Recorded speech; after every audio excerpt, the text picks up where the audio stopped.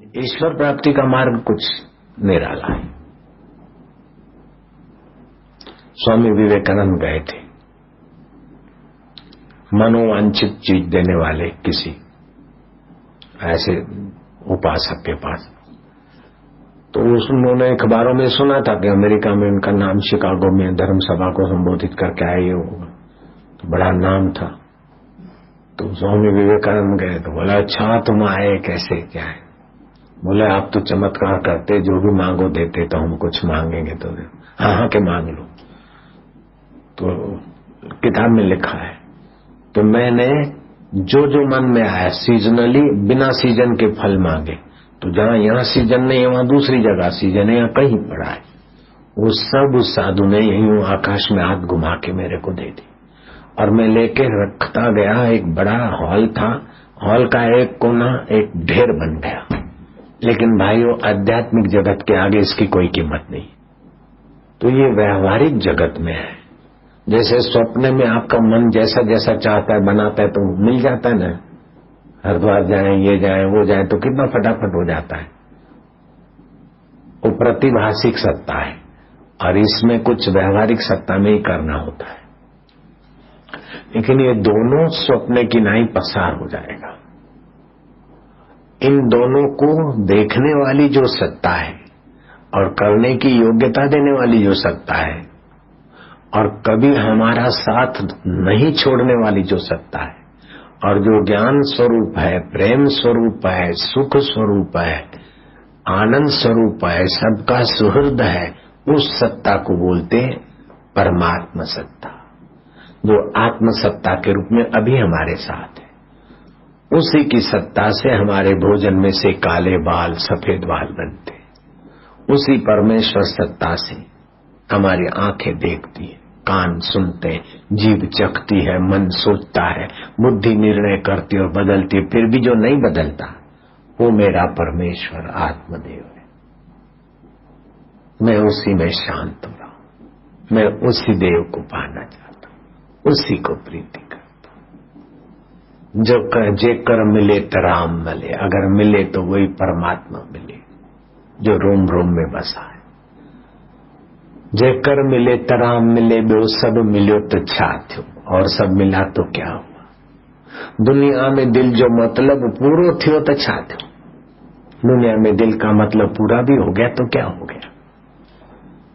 मन चाही वस्तु मिल गई तो क्या हो गया, मन चाही पत्नी मिल गई तो क्या हो गया, पति मिल गए तो क्या हो गया। और मन चाह मिल गया तो आसक्ति में टाइम गुजर जाएगा, वो छूटेगा तो दुख होगा। तो दुख का चक्र तो सिर पे चला रहा। मन चाह होगा तो दुख मिलेगा, मन चाह होगा तो सुख का भ्रम होगा, और मन चाह नहीं हुआ तो दुख का भ्रम होगा। लेकिन ये सुख और दुख प्रतीति हो के चली जाएगी। जिसकी सत्ता से होती है उस परमेश्वर का तो ज्ञान नहीं बना।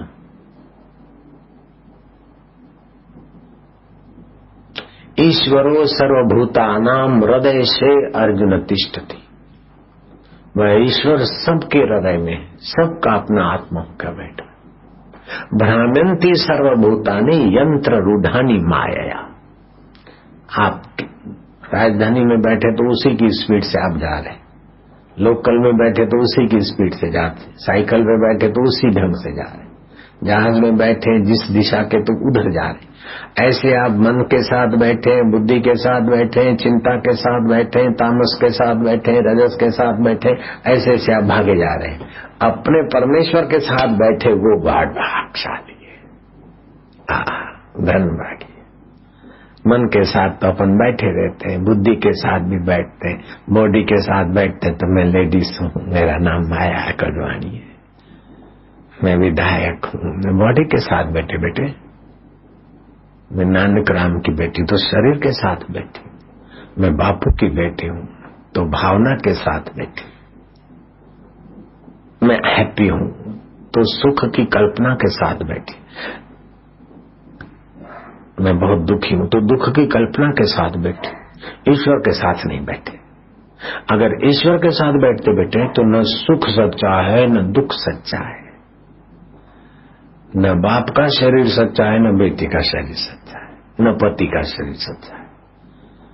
पति के साथ पति का व्यवहार मर्यादा के अनुसार उनकी भलाई चाह के कर लिया, लेकिन ये पति मेरे हैं, ये पत्नी मेरी है, ये फलाना मेरा है, ऐसा दृढ़ता से उनको भ्रम नहीं होता, ऊपर ऊपर से व्यवहार कर लेते।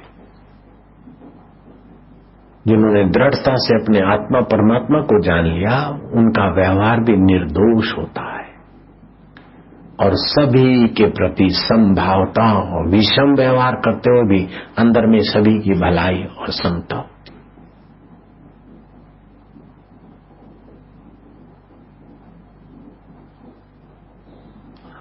जैसे आसमान में बादल हुए, बरसात हुई, आंधी चली, तूफान चला, कहीं बाढ़ आई, कहीं कुछ हुआ, कहीं खेत लहराए, लेकिन वो महाकाश को कोई घाटा पड़ता है या फायदा होता है? महाकाश जो कहते हैं वो सब आकाश में होता है। बरसात भी आकाश के अंदर, बाढ़ भी आकाश के अंदर, सूखा भी आकाश के अंदर, खेत भी आकाश के अंदर। लेकिन आकाश निर्लेप, आकाश सबको ठौर देता है, लेकिन सब उथल पाथल होने से भी आकाश में कुछ नहीं होता।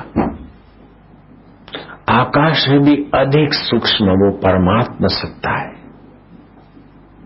जो कहते हुए, उसी में ये व्यवहारिक और प्रतिभाषिक सत्ताएं चलती और वो परमार्थिक सत्ता है। जैसे आकाश को कल्पना कर लो परमार्थिक, और उसमें आंधी चली, बरसात हुई, बिजली चमकी, मेघ गरजे, ये प्रतीति हो गई। तो प्रतीति कभी हुई कभी नहीं हुई, आकाश सदा है।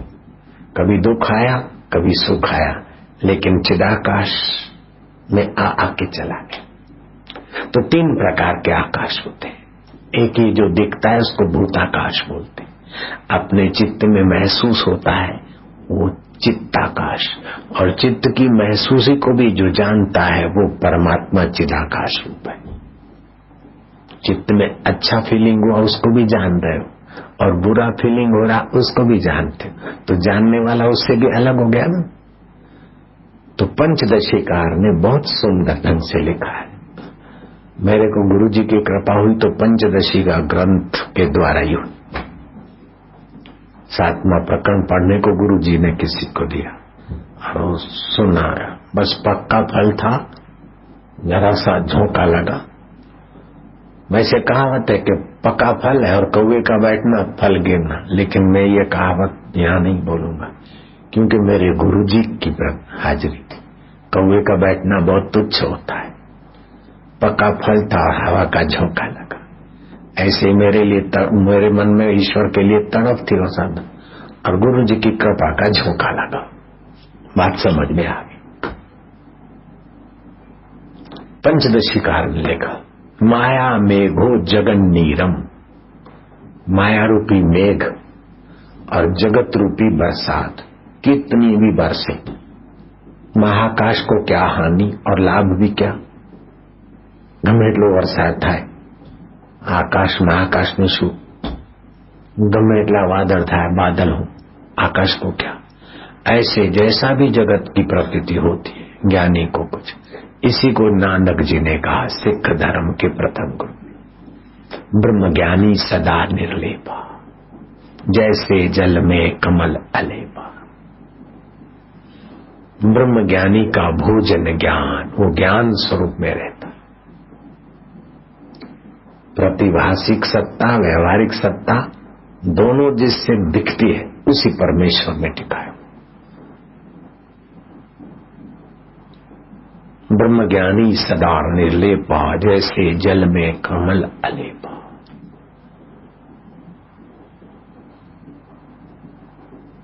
ब्रह्मज्ञानी का भोजन ज्ञान, ब्रह्मज्ञानी का ब्रह्म ध्यान। ब्रह्मज्ञानी की मत कौन बखाने, नानक ब्रह्मज्ञानी की गत ब्रह्मज्ञानी जाने। ब्रह्मज्ञानी मुगत भुगत का दाता, वो मोक्ष भी दे सकता है और संसार में उनकी मीठी नजर पड़ती है तो ये प्रतीति भी अच्छी हो जाती। तो 5,000 मत कमा सकता है ना, नहीं कमा सकते। अभी 2 लाख 1.5 लाख रुपए वाले नौकर हमारे यहाँ काम कर रहे हैं, लेकिन है सभी एक प्रतीति। अपने आत्मा को नहीं जाना तो कोई हल्का स्वप्न आया तो कोई बड़ा स्वप्न आया। पहले 5,000 की आमदनी नहीं थी, ऐसा स्वप्न था। अभी 1.5 लाख रुपए वाले नौकर काम कर रहे हैं, ये स्वप्न है, लेकिन बीत रहा है ना। जैसे स्वप्न रैन का तैसा ये संसार।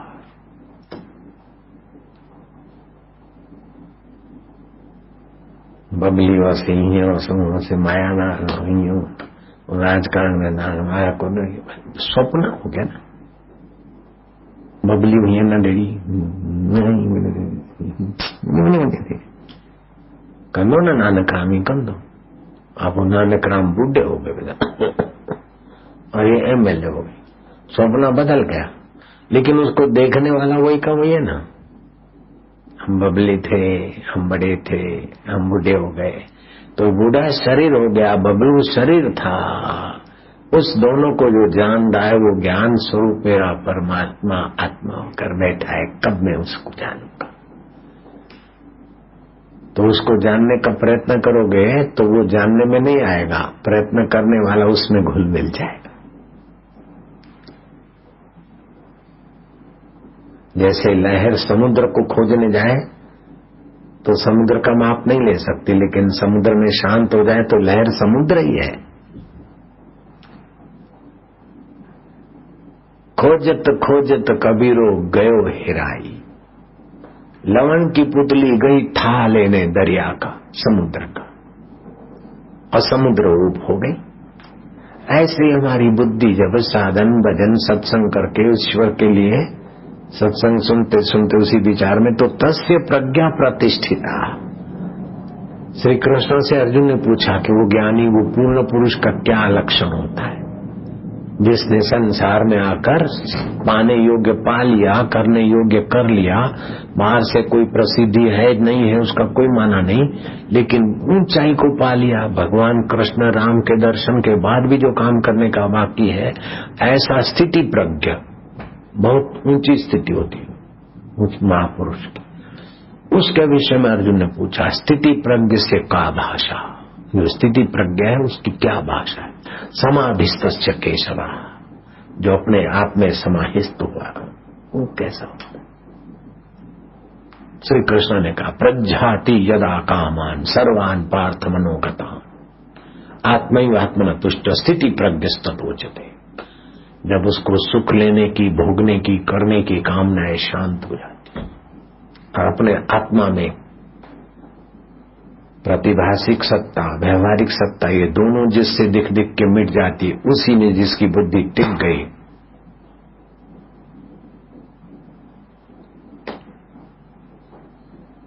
ऐसा पुरुष देवताओं का आदरणीय हो जाता है।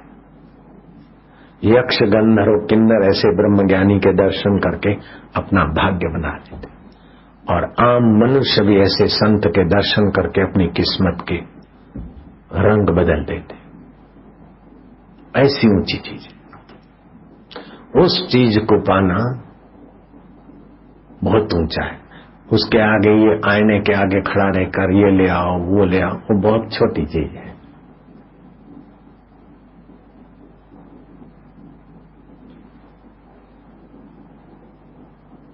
समझ में आता है कुछ?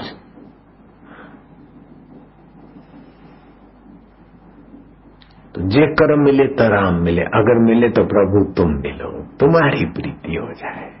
तुम्हारी ये माया का कुछ चमत्कार देखकर हम तुम्हारे इस खेल की वस्तुओं को न चाहे, लेकिन हम खेल के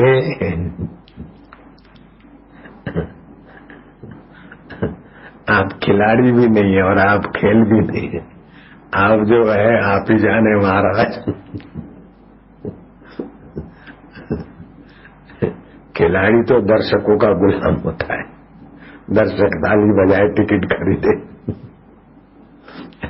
और खेल देखने वाले भी खिलाड़ियों के गुलाम होते कि खिलाड़ी खेले तब उनको सुख मिले। महाराज आप न खेल है न खिलाड़ी है, आप क्या है आप ही जानते, हम क्या है वो भी आप जानते।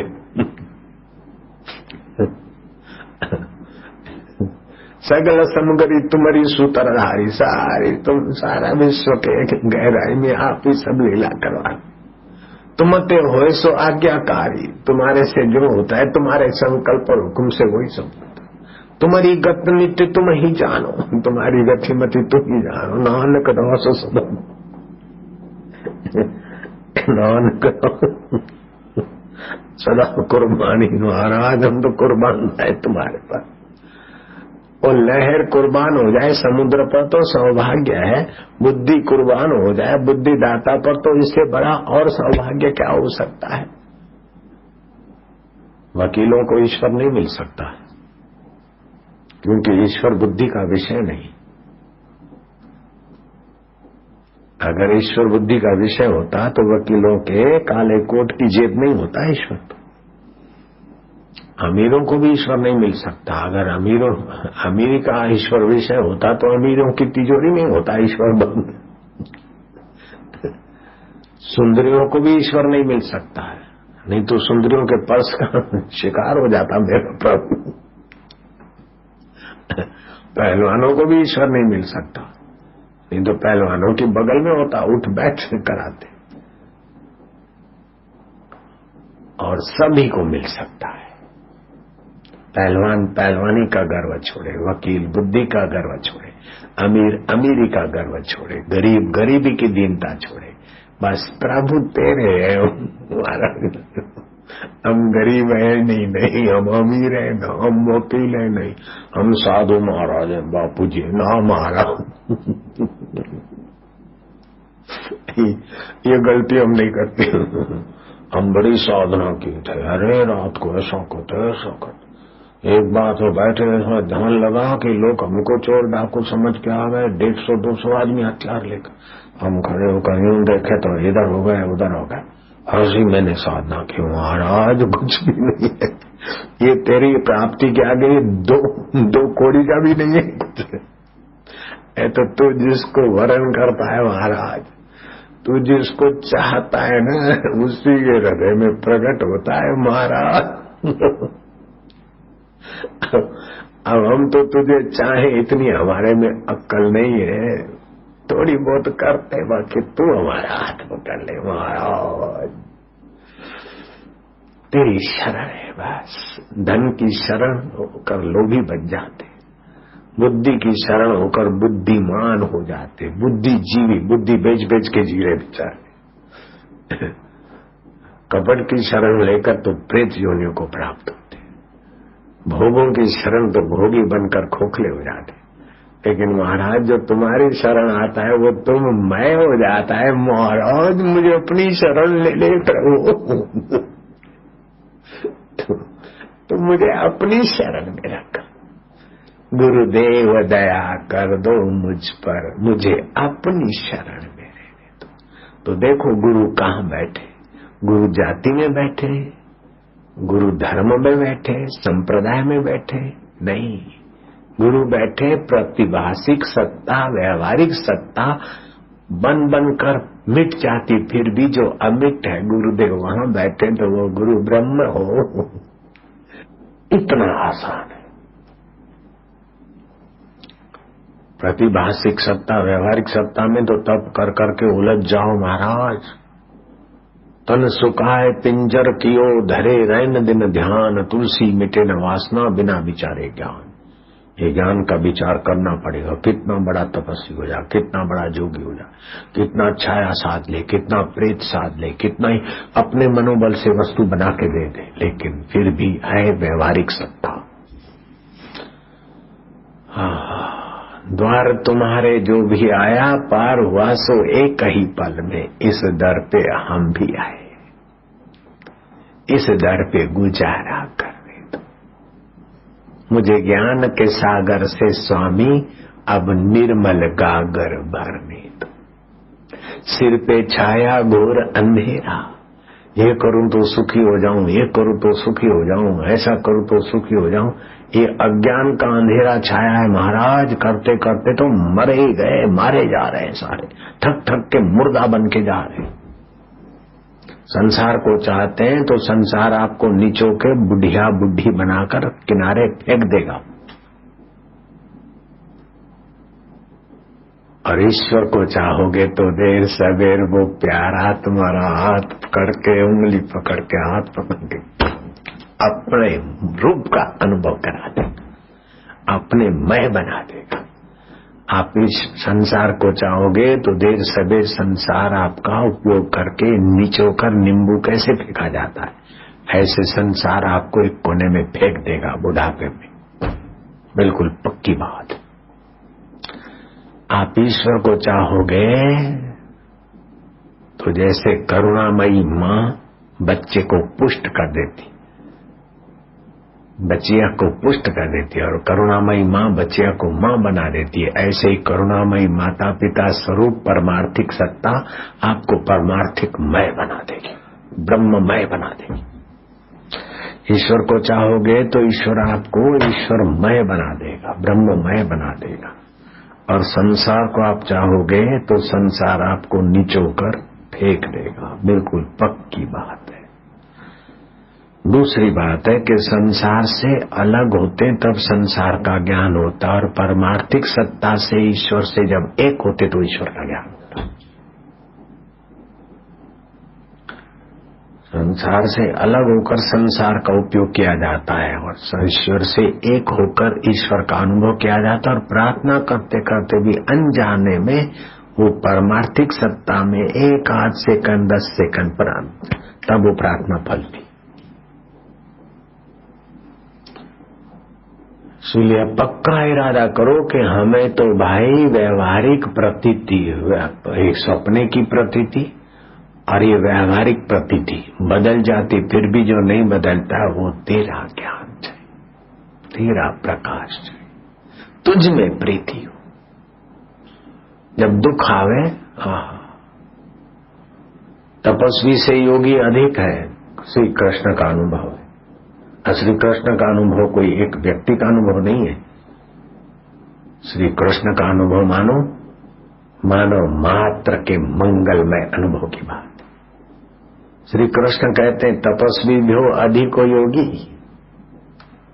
तपस्वी तप तो करता है, लेकिन तप चाह करके स्वर्ग चाहता है, वो भी व्यवहारिक प्रतीति है। यश चाहता है, यूं करके कुछ चमत्कार करना चाहता है। तपस्वी भी हो अधिक हो योगी। ज्ञानी भी हो मत अधिका, 4 वेदों का ज्ञान है, इधर का ज्ञान, साइंटिस्ट आइंस्टाइन जैसे उसके आगे मत्था टेकते, इतना बड़ा विज्ञानी है, लेकिन है तो व्यवहारिक सत्ता में उलझा हुआ। तपस्वी भी हो अधिक हो योगी, ज्ञानी भी हो मत अधिक आहा, कर्मी भी अधिक हो योगी। इतना बढ़िया कर्म करता है, इधर फैक्ट्री उधर फैक्ट्री, रॉक्स फैला, हो इतना धन, इतना मिलियन बिलियनर हाउस, कितने मिलियन लोग तो उसके पास काम करते थे, और 50 से 53 साल की उम्र में तो स्वास्थ्य इतना खो दिया कि डॉक्टरों ने बोला mister Rockefeller you will expire within 6 month only. 6 महीने के अंदर तुम मर ही जाओगे। अब पाचन डाइजेस्ट पावर डाउन, रात को नींद नहीं आती, you will die within 6 month. तो फिर क्या करो, मौत सामने आती। तो स्वामी विवेकानंद उन दिनों में थे, संत के शरण गया, और उन्होंने कहा जो धन संग्रह करने के लिए आप लगते हैं उस धन का सदुपयोग करो ईश्वर की प्रीति के लिए। रॉक्सफेलर लिखता है कि मैं 50 से 53 साल की उम्र में बहुत बीमार हुआ, और आखिरी में डॉक्टरों ने यही सुनाया कंसल्टिंग करके, बहुत सारे बड़े डॉक्टरों ने, मिलियन मतलब क्या, 10 लाख को मिलियन बोलते। ऐसे लोग काम करते जिसके पास उसको इतना टेंशन, और ये क्या। तो महाराज अब वो अपना धन कहीं चला न जाए, ये न जाए, वो जाओ तो जाने वाला है। अब इसको ईश्वर की प्रीति के लिए अच्छे काम में लगाओ। तो भय निर्भयता में बदला, और लोभ सेवा में बदला। स्वार्थ परमार्थ में बदला। रॉक्सफेलर लिखते हैं कि मैं 53 साल में मर जाने वाला व्यक्ति आज 93 साल की उम्र में तुम्हारे स्कूल का चीफ गेस्ट होकर मैं भाषण दे रहा हूं। ये सत्संग का प्रभाव है, जीवन जीने का ढंग है। तो जो प्रतीति हो रही है उसको सत्य मानेगा तो चाहे रॉक्सफेलर हो चाहे उससे भी कोई और हो, दुखी रहेगा। मजदूर भी दुखी रहेगा और राष्ट्रपति पद पर है तभी भी दुखी रहेगा। राष्ट्रपति पद चला जाने पर रेगन बेचारा कैसा दुखी हुआ, दूसरे लोग भी। और समझो राष्ट्रपति पद मौजूद है और ऐसे आराम से मर गए तो बाद में फिर उस पोस्ट को नहीं मिले तो प्रेतों के भटकना भी दुखी। और फिर किसी के गर्भ में आए, गर्भ मिला तो ठीक, नहीं मिला तो बाथरूम में बह गया पेशाब में, तो दुख है ना। वो पेशाब गटर में जाएगी तो दुखी तो हुआ ना। मैं बड़ा सेठ बन गया और दूसरे जन्म में फिर जन्म नहीं मिला तो मेरा शरीर तो सूक्ष्म पिता के गंदे नली से तो पसार होना रहा, माँ के गर्भ नहीं मिला तो मेरे को तो भटकना पड़े। तो ऐसा क्यों घाटे का सौदा करना। इसीलिए परमात्मा को पाने का पक्का इरादा कर। बड़ा महंत बन जाऊं, बड़ा सेठ बन जाऊं, बड़ा बापूजी जैसा बन जाऊं, ये मत करो। बापूजी इन कारण बापूजी नहीं है। बापूजी प्रतीति को प्रतीति मानते और प्राप्ति में टिके तब बापूजी। ये बापूजी का विषय नहीं, ये तो समाज का है, लोगों का है। बापूजी का तो वह है साधु अब हम न मरेंगे, हमारी मरे बला, सत्पुरुषों का बाल खा मरे न मारा जाए। हम मरेगा तो यह मरेगा, मैं नहीं मरूंगा। आम आदमी शरीर की मौत को अपनी मौत मानता है। शरीर के काले, चमड़े के कालेपन को मैं काला हो गया, चमड़े के गोरेपन को मैं गोरा हो गया। अमेरिका से जो लोग आते हैं उनको हिंदुस्तानी लोग देखकर प्रभावित हो जाते, लेकिन बेटे उन बेचारों अमेरिका से आए हुए को देखकर प्रभावित मत हो। उन पर हृदय की सद्भावना बरसाओ कि वहां बेचारों का चमड़ा गोरा होता है, फैट बढ़ जाती है और नाड़ियों का पावर डाउन हो जाता है। अमेरिका में भोगी वाइब्रेशन इतने हैं खाने पीने के, तो जितना जीभ चंचल उतना काम इंद्री के द्वारा, लीकेज प्रॉब्लम, सेक्स, ये वो। तो नाड़ियां दुर्बल्य अमेरिका के इलाके में नाड़ी दौर्बल्य अधिक। यूरोप, अमेरिका नाड़ी दौर्बल्य और चेहरा टिप टाप। और यहाँ गर्मी है, क्लाइमेट है ऐसा, तो शरीर जरा काला पतला दिखेगा लेकिन नाड़ी मजबूत हिंदुस्तानी की। इसीलिए अमेरिका का आदमी आएगा तो यहाँ उनको पानी भी हजम नहीं होता, बोतलें लेके घूमते। और यहाँ वाला जाए वहां तो दूध भी हजम, पानी भी हजम, लक्कड़ पत्थर हजम। हिंदुस्तानी कहीं भी सेट हो जाता है, लेकिन अमेरिका वाला जहां तहां सेट नहीं हो सकता। जरा सा गर्मी पड़ी तो एसी चला दी, जरा सा सर्दी ज्यादा हो तो हीटर चला दिया। तो रोग प्रतिकारक शक्ति नहीं, और शरीर बॉडी ही सब कुछ है, प्रतीति ही सब कुछ है, ऐसा जीते बेचारे। तो अमेरिकन लोग आए तो उनको देखकर आप ये नहीं समझना कि बड़े सुखी है, नहीं नहीं, प्रतीति में बड़े बेचारे खोए हुए हैं। और जो सत्संग करता है उसको चाहे खाने को ठीक ठाक नहीं हो, रहने को झोंपड़े में से चंद्रमा के किरण आते, भजन करता है तो मंजीरे बजाने के झांझ, पत्थर के 2 टुकड़े झांझ तुकाराम महाराज पत्थर के झांझ बजा रहे, क्योंकि वो पैसा नहीं है झांझ खरीदने का। 6 आने में मिलते थे उस समय, 8 आने में झांझ वो नहीं थे, तो पत्थर के झांझ बजाते थे। विठ्ठला विठ्ठला पांडुरंगा विठ्ठला, इकडम तिकडम काय करायचा, विठ्ठल विठ्ठल बोला माझी माऊली माझ्या कन्या। छत्रपति शिवाजी ने धन दौलत अशर्फियों के थाल भर के भेजे, बोले महाराजा इनमें कोई सार नहीं, तो मेरे को बिच्छू जैसे लगते, ये तो तुम ही रखो, लेकिन याद रखना तुम भी इनको अपना नहीं मानो, भगवान में मन लगाओ तो मुझे खुशी होगी। तुम ये मुझे दोगे घोड़े और ये जो थाल और हीरे भर के भेजे, मेरे को ये नहीं चाहिए। मेरे पास भले रहने को झोपड़ा ठीक से नहीं है, मंजीरे तो है, लेकिन जो पांडुरंग है उसकी चाबियां मेरे पास आई थी। विठल की कुंजियां मेरे पास रहती, हृदय से ध्यान की दासी। तो प्रतिष्ठित को प्रतिष्ठित माने और प्राप्ति में टिक जाए, उसका जीवन तो धन्य है। ऐसे पुरुष का दर्शन भी व्यर्थ नहीं जाता। साधुनाम दर्शनम पातक नाशनम, ऐसे संत पुरुष के दर्शन से पातक नाश होते। संत के दर्शन से तो पातक नाश होते। संत चले गए, फिर उस जगह पर लोग मत्था टेकते, फिर भी कोई शांति मिलती, तीर्थ हो जाता है वो जगह। आज जो भी तीर्थ बने, या तो भगवान की चरण रज से, या तो भगवत प्राप्त महापुरुष की चरण रज से। तो वे होते तभी तो मंगल होता है, लेकिन वे चले जाते तो उनके स्थानों से भी लोगों का मंगल होता है। तो उनका कैसा मंगलमय जीवन।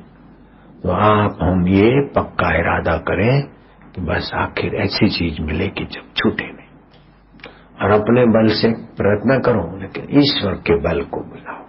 तू दया कर, हे नाथ, अब मुझे तुझे पाना है, मेरा इरादा पक्का हो गया, तेरी कृपा से तू मिलेगा। अब दया कर, मेरी तड़प बढ़े, तेरी कृपा हो जाए। बस मैं कौन सा साधन करूं, साधन के बल से तो आप अपने परिश्रम से ईश्वर को लेना चाहते। कोई अपने परिश्रम से जगत को चाहता है, कोई अपने परिश्रम से ईश्वर को चाहता है। अपने परिश्रम से जगत को चाहता है, एकदम थर्ड क्लास बुद्धि है। अपने परिश्रम से ईश्वर को चाहता है, मध्यम है। अपना परिश्रम लेकिन ईश्वर की कृपा से ईश्वर को चाहता है उत्तम विचार वाला।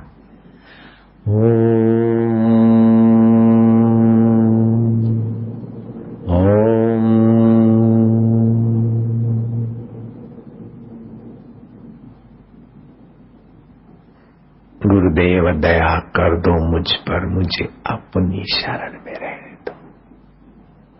बुद्धि की, मन की, संसार की नहीं, अपनी शरण में। द्वार तुम्हारे जो भी आया पार हुआ, सो एक ही पल में इस दर पे हम भी आए हैं, इस दर पे गुजारा करने दो। चाहे तिरा दो, चाहे डुबा दो। डूबेंगे भी तो प्राप्त में डूबेंगे, और तैरेंगे तो संसार से तैरेंगे। चाहे तिरा दो, चाहे डुबा दो। मर भी गए तो देंगे दुहाई, ये नैन मेरे और ज्योत तेरी। आंखें तो मेरी हो, लेकिन देखने की, ज्ञान की धारा गुरुदेव तेरी हो। सिर पे छाया घोर अंधेरा, सूझत नाही राह कोई। ये नैन मेरे और ज्योत तेरी, इन नैनों को भी बहने दो। विरह के आंसू बहाओ, ईश्वर तुम कब मिलोगे। टाल આવી ગઈ, પણ હજી કોષ का बाड़ा ना छूटे तो क्यारे छूटશે। टाल આવી ગઈ, પણ ईश्वर तारा माटे कर्म नहीं करे तो પછી શું કરીશું। सिर पे छाया घोर अंधेरा, सूझत नाही राह कोई। ये नैन मेरे और ज्योत तेरी, इन नैनों को भी बहने दो। गुरुदेव दया कर दो मुझ पर, मुझे अपनी शरण में रहने दो। ये नाव मेरी और हाथ तेरे, मुझे भवसागर से तरने दो। नाव मेरी है, लेकिन हाथ तुम्हारी सत्ता से चले। नजरें बदले तो निजारे बदलेंगे, किश्ती में बदले रुख तो किनारे बदलेंगे। हमारी नजर नश्वर पर है तो निजारे नश्वर मिलेंगे, हमारी नजर तुझ पर है तो निजारे शाश्वत के मिलेंगे। मेरे यार, मेरे प्रभु, इरादा कर लो ईश्वर प्राप्ति का। तो किश्ती ने रुख बदला तो किनारे बदलेंगे, नजर बदली तो निजारे बदलेंगे, किश्ती बदलेगी रुख तो किनारे बदलेंगे।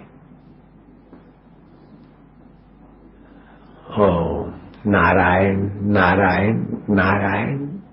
ऐसे दिन कब आवेंगे कि संसार स्वप्न है, स्वप्ने तुल्य देखूंगा। सुख और दुख को देखकर मैं समता के साम्राज्य में रहूंगा। ऐसे दिन कब आए।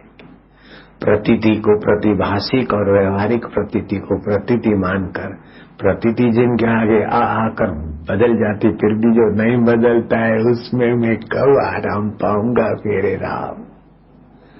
मारा वालुड़ा मुझा बाजारा साईं, बाजी माउली मेरे अल्लाह, ओ मेरे रब, ए मारा ठाकुर जी बढ़िया बाप जी रे, तू तो दिन दुखियो रहता रे, तू तो गरीब रे उगारे, मु तो आयो थोड़े द्वारे महाराज, थोड़ा सावड़िया से करीजे, कैसे भी करके आप पुकारो। दिन में 2-4 बार तो चिल्लाओ, सचमुच में आ जाए तो गनीमत है। झूठ मूठ में भी भूत भूत तो भूत का भरम हो जाता है, और भगवान तो सचमुच नहीं है। भगवान ही हमारे थे, हैं और रहेंगे। पति पत्नी दोस्त मिलकर ये तो प्रतीति मात्र है। अगले जन्म की पत्नी दोस्त मकान चावल कहाँ गए? चीटी बने होंगे तो 10-5 चावल में ही मानते होंगे हमारी मील चलती है। अब इस 10-5 टन में लागेगा हमारी मील, फर्क क्या पड़ता है? प्रतीति। हमारा तो ईश्वर था, है और रहेगा बस।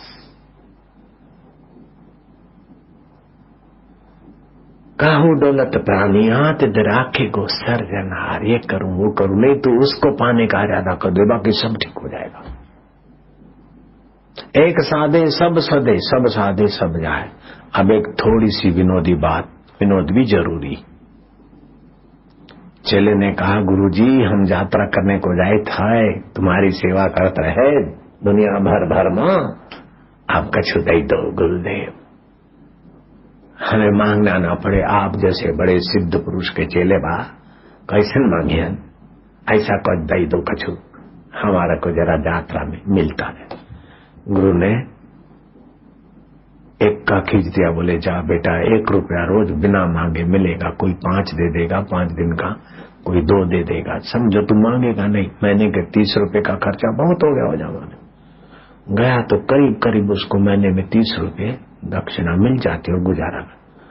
लेकिन सब ऐसे मुफ्त में मिला और गुरु की निगरानी रही और सुविधा मिलने लगी।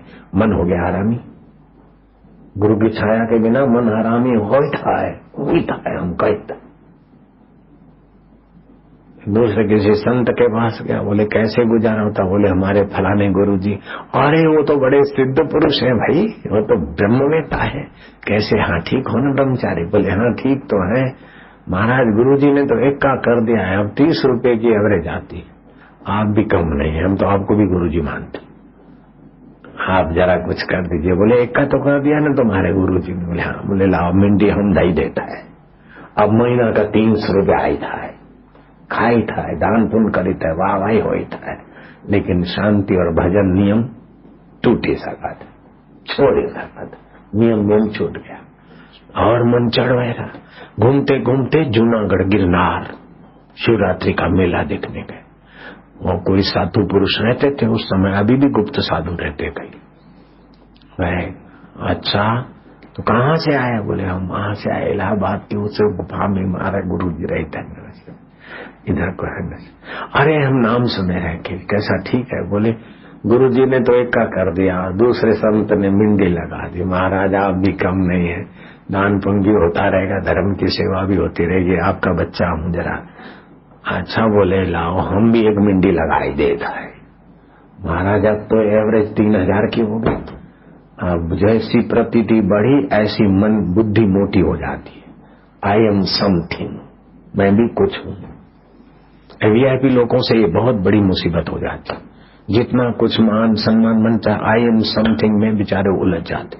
फिर वो समथिंग लेके संतों के पास जाते तो संत भी उनकी समथिंग को टुमकी मार के रवाना कर देते। बोले अपना ग्राहक बनेगा ही नहीं, क्यों सिर खपाना? अरे छोड़ो, अरे भाई आप तो बहुत बड़े। हाँ भाई हाँ चलो, उसको जो खुराक चाहिए वाह भाई का दे दिया, जाओ छुट्टी। ये अमृत तो शिष्यों को मिलता है, वीआईपीओं को नहीं मिलता। 3000 आ गया तो बुद्धि में देखा कि गुरुजी का तो 1 रुपया तो मैंने 200 रुपये लिए होंगे, बहुत तो 100-200। गुरुजी के पास गया 500 रुपये धर दिए। गुरुजी आपका हमारा अब हमको छुट्टी कह दो, 200 रुपया मिला नहीं होगा, हम 500 धारित है, अब हम अपने ढंग से रहेंगे, घर में रह के भजन करेंगे। गुरुजी देखा कि बुद्धि भ्रष्ट हो गई है चेले की। बोले बेटा क्या हुआ? तो बोले ऐसा ऐसा तो रोज का 100 रुपया मिलता है, ऐसा है। गुरुजी ने वो कागज जरा रही दो तो दिखाए कागज। गुरुजी ने देखा कि हाँ एक तो हमार है और ए मिंडवा ए दूसर के है, हम एक करी है, देख ले। अब जाए बेटा तू मौज करिए। अब एक का तो हट गया, अब जहां जाए वहां धक्के मिले तो एक का तो हट गया। एक कहते सब होत है, सब ते एक न होई, सारी मिंडिया मिला तो एक नहीं बनेगा, और एक है तो कितनी भी मिंडिया लगाओ तो और बढ़ जाए। ऐसे उस एक परमात्मा से ये 2 नेत्रों की मिंडियों की वैल्यू है, 2 कानों की मिंडियों की वैल्यू है, 2 नथुनों की वैल्यू है, ये मुखड़े की वैल्यू है, 2 नीचे के हॉल है उनकी भी वैल्यू एक चैतन्य सत्ता के कारण। एक कहते हैं सब होता है, सब ते एक न होई, हम कहीं था उल्टी खोपड़ी वहां बात, ये मिले वो मिले। हे भगवान तेरे ज्ञान में, तेरी प्रीति में, तेरे आनंद में बस हमें दिया। ओम मन अपना आत्म वैभव भर ले। हरति पातकानि शोकानि दुखानि ती हरि। वेद मंत्र का पाठ पुनित पाठ कहा जाता है, पुण्यमय पाठ कहा जाता है। उस वेद मंत्र के पाठ में भी पहले हरिओम करके उच्चारण किया जाता है कि हमारा पाठ निर्विघ्न समाप्त हो, और बाद में भी हरि ही ओम यज्ञेन यज्ञमय जंता ये करके पूर्णाहुति की जाती है, ताकि पाठ करने में कोई क्षति रह गई हो तो। वैदिक पाप नाशक होता है वैदिक पाठ, उस वैदिक पाठ में भी कहीं क्षति न रह गई हो तो हरि नाम उच्चारण किया। और श्रीमद् भागवत की कथा सुखदेव जी महाराज ने कही परीक्षित को। सुखदेव जी आत्मा परमात्मा में जगे हुए पुरुष साक्षात्कारी थे, साक्षात ब्रह्म स्वरूप थे। ऐसे सुखदेव जी परीक्षित को कहते हैं कि राजन, कथा में श्रोतावक्ता से जाने अनजाने कोई गलती हो जाती है तो अंत में सत्संग के बाद 3 बार तम नमामि हरिम परम बुलवाया।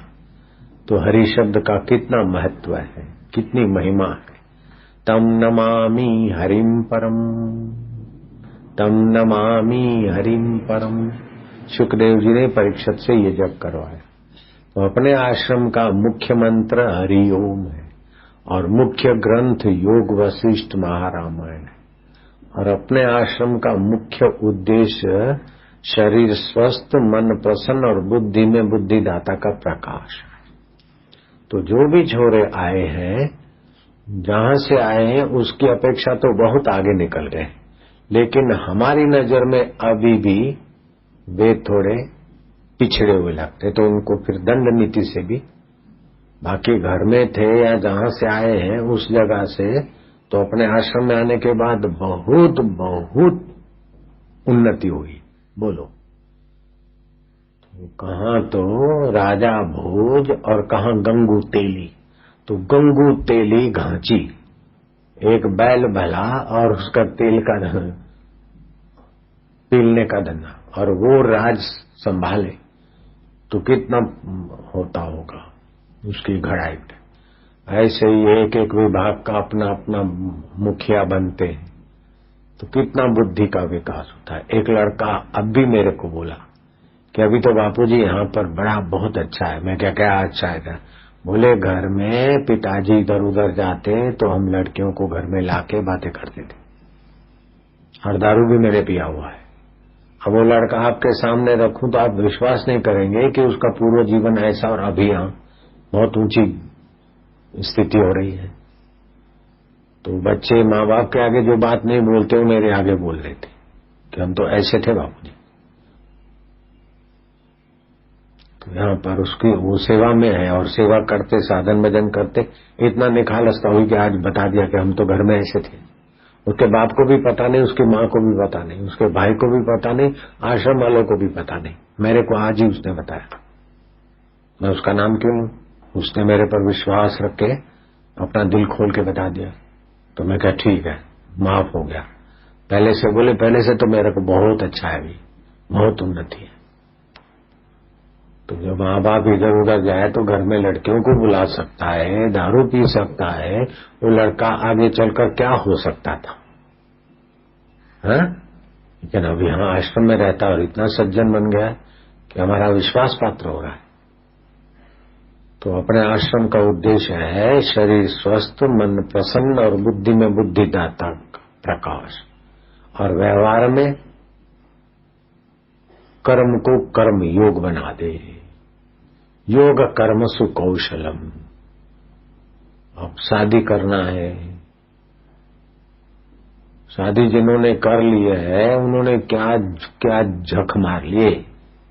इतनी उम्र हो गई, इतना आयुष्य निकल गई, अब इस उम्र में शादी करना है तो शादी का परिणाम क्या होगा ये समझ में नहीं आता। बापू जैसे बापू को शादी तोबा करा देती है, राम जी जैसे राम जी को शादी रुला देती है। हाय सीते हाय सीते। राम जी के पिता को रुला देती है संसारी लीला। तो तन धरिया कोई न सुखिया, देखा जो देखा सो दुखिया रे। शादी करनी है तो शाद आबाद रहने वाले अपने आत्मा परमात्मा से एक बार शादी कर लो ना। हम नहीं करना चाहते थे, कुटुंबी रोए धोए, भाई ने बोला कि मेरी बेटियों का देखो, मेरे बेटे कुंवारे रह जाएंगे, लोग बोलेंगे देखो छोटे भाई की शादी नहीं कराया, पैसे बचाते, ये करते, मेरे ऐसा वैसा, रोए धोए। तो हमने तो गले में घंट डाला और अभी तक वो घंट भारी पड़ रहा है। इतने बापू जैसे बापू बन गए तो भी वो गले में घंटड़ी जो पड़ी है ना वो भारी पड़ रही है। जब इतने बड़े आखले को घंटड़ी भारी पड़ती है तो बकरों का क्या हाल होगा। जयराम जी की घंट को घंट है, आखला हो चाहे बकरा हो, बकरे को घंट ज्यादा भारी लगेगा, आखले को वजन कम लगेगा, लेकिन है तो आखले के लिए भी मुसीबत। नारायण हरि नारायण हरि, नानक दुखिया सब संसार। जैसे वशिष्ठ जी कहते हैं, किसी को आग लगे और तिनखे डाले सूखे, आग बुझाने को तो मूर्ख है। ऐसे ही संसार में दुख आता है तो संसारी सुविधाओं से सुख से वो दुख को दबाना चाहते हैं, तो दुख और बढ़ेगा। दुख आया है तो संसार से वैराग्य करने के लिए, और दुख हारी ईश्वर में विश्रांति पाने की। जैसे आग लगी है तो इधर उधर जहां आग लगी उधर मत दौड़ो, जहां सरोवर है उसमें आके खड़े हो जाओ। ऐसे ही संसार का दुख मिटाने के लिए लोग संसारी उपाय करते, तो दुख तो क्या मिटता है, थोड़ी देर के लिए दुख की विस्मृति होती है और फिर दुख बढ़ जाता है। चलो अब क्या है कि जरा ब्याज पे पैसे ले आए तो ये काम हो जाएगा, लेकिन ब्याज चढ़ते चढ़ते क्या हाल होता है। जरा शादी में लोगों को अच्छा लगे, लोगों को अच्छा लगाते लगाते खुद गिरवे हो जाता है। तो संसार का एक दुख मिटाओ तो दूसरा दुख हो। जैसे उदादर की बीमारी होती ना, खुजलाओ तो मजा आवे, फिर खुजली बढ़े। तो दुख जहां नहीं है, हम दुख नहीं चाहते और दुख आता है, अनिवार्य है बुढ़ापा, अनिवार्य बीमारियां, अनिवार्य मृत्यु। तो ये अनिवार्य और हम चाहते नहीं, तो हम चाहते नहीं ऐसा होता है। तो ऐसी कोई जगह है जहां ये नहीं है, तो वह जगह है खोजी तो पता चला कि आत्मा अमरता। तो आप दुख नहीं चाहते, इसलिए आप कोई भी दुख आता है तो आप पसंद नहीं करते, फिर भी उपाय वही करते रहते हैं। जैसे आग लगे और तिनखे से आग हो जाओ, आग लगे और पेट्रोल पंप का फुवारा करो आग बुझाने के लिए। लगी है आग और डीजल का फुवारा करो, पेट्रोल का फुवारा करो। ऐसे ही संसारी आग वासना ये वो, और फिर ये करो ये करो ये करो, तो उसमें तो और बढ़ेगा बेटे, दुख और टेंशन बढ़ेगा। जितना माणिया खुशियां उतना भयारोग। विदेश में अमेरिका में बहुत लोग दुखी हैं बेचारे। आपको तो गोरी चमड़ी दिखती है और फैटी शरीर, अंदर कितने दुखी है, अल्लाह तौबा करो। जरा जरा बात पे बेचारों को टेंशन आता है, न जाने कितने कितने को हाय भाई। हंसी नहीं आती तो होठ चौड़े करने की आदत बनानी पड़ती। हम पहली बार अमेरिका गए तो हमको ताजुब लगा कि इतने लोग प्रसन्न हैं। हम बाजार से कहीं से फुटपाथ से गुजरते सैर करने को, बगीचे में आते जाते, तो हम सामने कहीं देखते तो मेरे को देख के कोई भी लोग यूं करते, ये सब हंसते रहते। बाद में गौर से देखा तो हो स्कूल में पढ़ाया जाता है, ट्रेनिंग स्कूलों में भी पढ़ाया जाता है कि कोई भी मिले तो स्माइल दो। अब स्माइल आती नहीं तो होठ चौड़े होते, दिल तो वैसे का वैसा निष्ठुर। और फिर उस दिल को खुश करने के लिए वाइन पियो, किसी की लेडी के साथ नाचो, किसी के लेडे के साथ नाचो, उसकी थूके चाटो, उसकी लाली लिपस्टिक चाटो, उसका क्या चाहता है। कितने बेचारे सुखी होने के लिए परेशान। इससे तो करो हरि हो बस आनंद ही आनंद, हृदय अपने आप खिल जाता है। बहुत यूं करने की क्या जरूरत है। कितना सहज में आनंद है, सहज में सुख है। और वो परमानंद है। ये तो चलो थोड़ी देर के लिए आनंद हुआ, लेकिन परम शांति। हरिओम का जप करते फिर शांत, फिर श्वास उश्वास को देखे तब भी शांत, फिर सत्संग के विचार में धीरे धीरे आत्मा परमात्मा को पालो जहां कोई दुख नहीं। यन लब्ध्वा न चापरम लाभम मन्यते न अधिकम तथा। जिस लाभ से अधिक कोई लाभ नहीं है। यस्मिन स्थितो न दुखे न, जिसमें स्थित होने के बाद बड़े भारी दुख भी उसको कुछ दुख नहीं दे सकते। सरोवर में खड़े हो गए हाथी या जंगली प्राणी, बड़े भारी आग लगे, लेकिन वो सरोवर में खड़े तो क्या कर लेगी आग, तो बबुक बबुक करके शांत हो जाएगी, वो अपने आप पर टूट जाए। ऐसे ही जहां दुख नहीं उस आत्मदेव को अच्छी तरह से जान लो, फिर जो भी संसार में आए तो मन उधर अपने आप चला जाएगा। एक बार सरोवर देख लिया, फिर जंगल में रहते हो तो आग लगी तो आपको क्या है, उसमें क्यों जलोगे, चले गए सरोवर। ऐसे वो तो जंगल में तो 1-2 मील 5 मील दूर होगा सरोवर, आधा मील दूर होगा। यहाँ तो आपका आत्म सरोवर है ये। हरिओम हरिओम ओम ओम ओम ओम ओम ओम ओम ओम ओम ओम ओम ओम ओम हरिओम हरिओम हरिओम हरिओम हरिओम ओम ओम आनंद ओम माधुर्य ओम शांति ओम हरिओम ओम।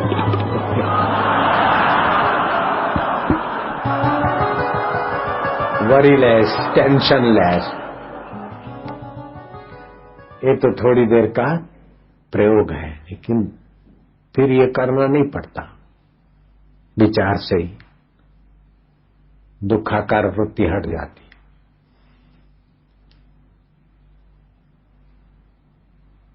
दुख कब होता है, बाहर का कोई निमित्त आता है और हृदय में होता है कि ये नहीं होना चाहिए और हुआ, तब दुखाकार वृत्ति पैदा होती, तभी दुख होता है। जरूरी नहीं कि दुखद परिस्थितियां आए और दुख हो जाए, आदमी को नहीं होता। जब तक दुखाकार वृत्ति पैदा नहीं होती तब तक दुख नहीं होता। वो आपका फलाना मकान था ना, वो गिर गया, अब ऐसे मूड में है कि चलो गिर गया तो गिर गया, गिरा तो रहता नहीं था, प्लॉट खाली हो गया है, अच्छे पैसे मिलेंगे।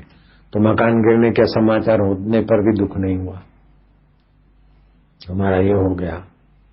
तो कभी कभी दुखद समाचार आते, लेकिन आपकी सूझबूझ, जैसे बच्चा चलते चलते गिर पड़ता है तो चोट लगी, बाहर तो दुखद स्थिति हुई उसको, माँ कहती अरे वाह मेरे बंदुलू ने बेटे मकोड़े मार दिए, कीड़ी मर गई, वो चिड़िया भी भाग गई, तो गिरा। बोले गोड्डे में चोट लगी, खरोद आई है, लेकिन वो दुखाकार वृत्ति बने उसके पहले माँ ने उसको सुखाकार कल्पना में ले गई, तो दुख का निमित्त होते हुए भी उसको दुख नहीं हुआ उस समय। दूसरा है एयर कंडीशन चल रहा है, आइसक्रीम है, जो कुछ चटोरापन है वो सारी चीजें पड़ी खा रहा है, सोच रहा कि ऐसा है ऐसा है।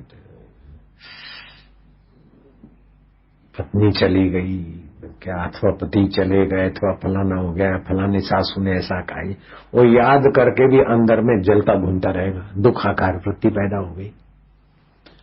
तो आपकी वृत्ति दुखाकार सुखाकार तो होती है, लेकिन ये वृत्ति ब्रह्म परमात्मा को जानने को लगे तो ब्रह्माकार वृत्ति एक बार हो जाए तो फिर दुखाकार सुखाकार वृत्ति की ज्यादा स्थिति नहीं रहेगी। जैसे लकीर कर दो, उंगली कर दो, बहते पानी में लकीर, ऐसे ही बाहर सुखाकार दुखाकार वृत्ति हुई, लेकिन मन जरा सा उठाया तो ये उठत बैठत वही उठाने, कहत कबीर हम उसी ठिकाने, उठते बैठते वही उठाने, उस परमात्मा में उसी ठिकाने।